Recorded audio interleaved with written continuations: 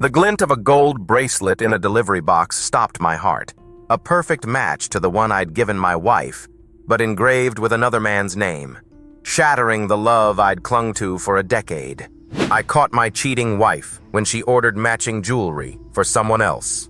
I stood in our sunlit living room in Portland, Oregon, the morning light streaming through the bay window as I opened a package meant for my wife, Sarah.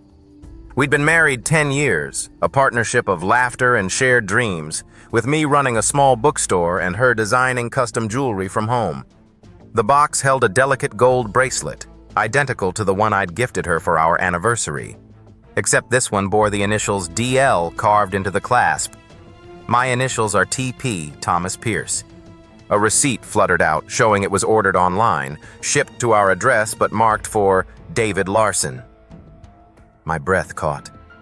Sarah had been secretive lately, her late-night design sessions growing more frequent, her smiles tinged with something I couldn't name.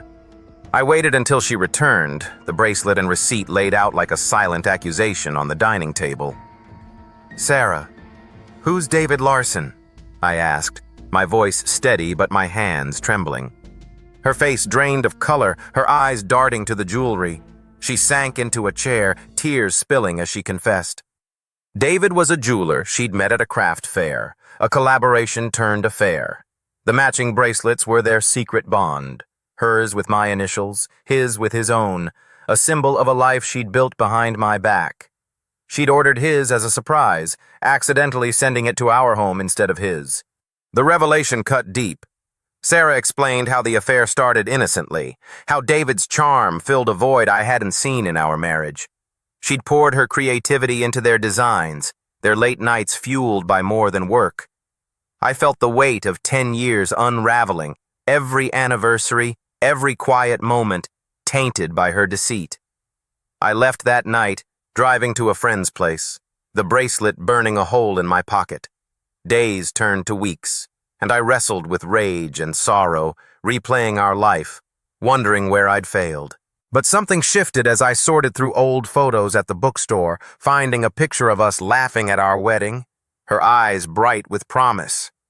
I realized the betrayal was hers, not a reflection of my worth. I called Sarah, not for reconciliation, but to end it cleanly. We met at a cafe, her face etched with regret, and signed the divorce papers. She kept her bracelet, I kept mine, a reminder of what was and what could have been. Months later, as I stood on the Portland waterfront at dusk, the city lights dancing on the Willamette River, I held that bracelet one last time. The pain had dulled, replaced by a quiet strength. I tossed it into the water, watching it sink, a release of the past. Sarah's choice had broken us, but it also freed me, to rediscover my own story, to find love again, perhaps, in a way that honors the man I've become. In the ripple of the river, I saw not just loss, but the promise of a new beginning, etched in the courage to let go.